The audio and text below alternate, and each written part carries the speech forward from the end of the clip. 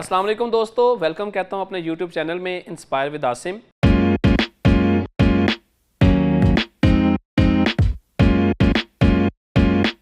दोस्तों आज हम बात करेंगे पाकिस्तानी टीम की सर्जरी के बारे में।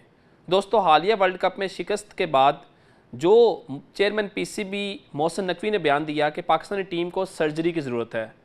दोस्तों आज हम बात करेंगे आखिरकार ये सर्जरी है क्या उन्होंने किस तरफ इशारा किया कि पाकिस्तानी टीम को सर्जरी की ज़रूरत है। दोस्तों क्या ये सर्जरी पाकिस्तानी टीम के अंदर बने हुए ग्रुप्स के बारे में है। जैसा कि हम सब जानते हैं कि पाकिस्तानी टीम जो है इस टाइम 3 धड़ों में तकसीम है, जिसमें एक ग्रुप शाहीन अफरीदी का, जबकि दूसरा ग्रुप जो है वो बाबर आजम और तीसरा मोहम्मद रिजवान का है। दोस्तों क्या ये सर्जरी करके इस ग्रुप्स को ख़त्म करना चाहते हैं?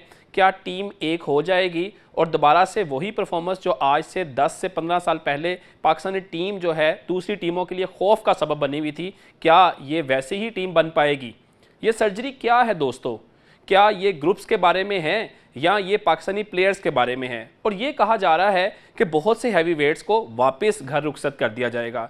दोस्तों इन हैवी वेट्स में किन प्लेयर्स की तरफ इशारा किया जा रहा है? आखिरकार वो कौन से प्लेयर्स हैं जिनको ये कहा जा रहा है कि उनको वापस टीम से निकाल दिया जाएगा?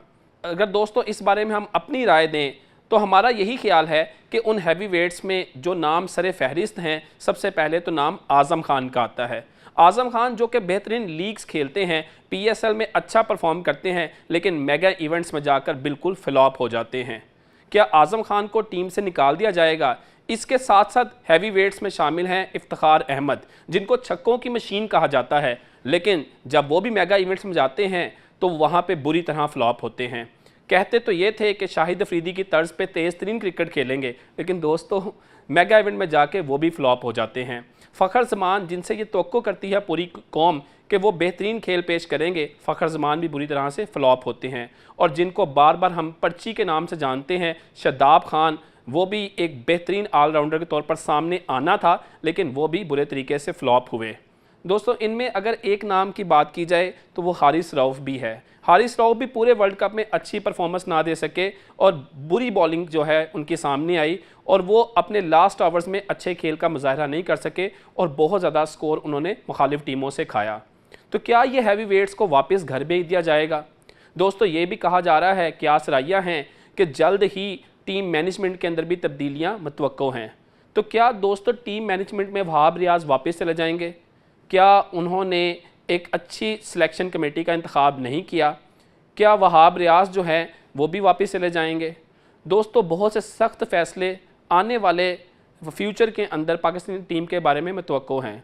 हम ये ख्याल करते हैं कि पाकिस्तानी क्रिकेट टीम के ऐसे प्लेयर जो डोमेस्टिक क्रिकेट खेल के ऊपर आते हैं उन्हें मौका देना चाहिए, जबकि पाकिस्तानी टीम बार बार उन्हीं प्लेयर्स को लेकर चलती है जो कि अब यहाँ से रिमूव कर देने चाहिए।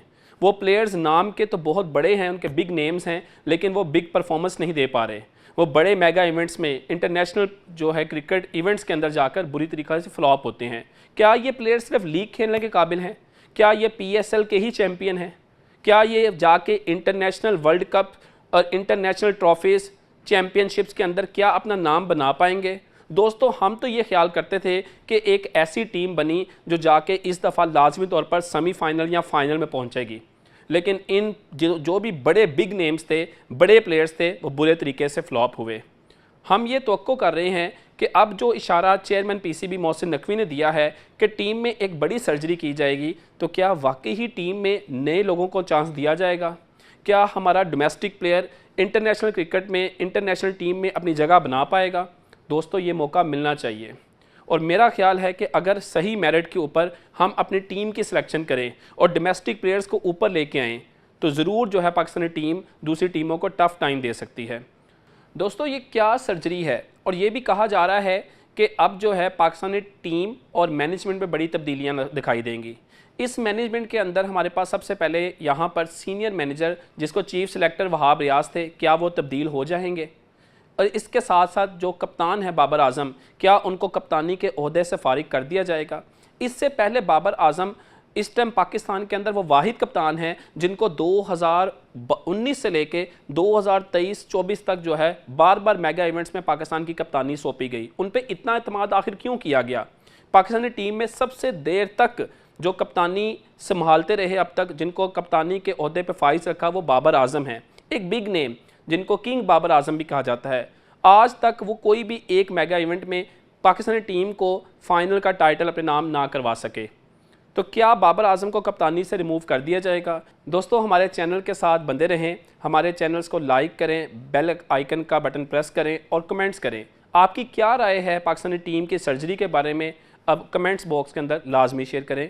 اپنا بہت سا خیال رکھیے گا۔ اللہ حافظ۔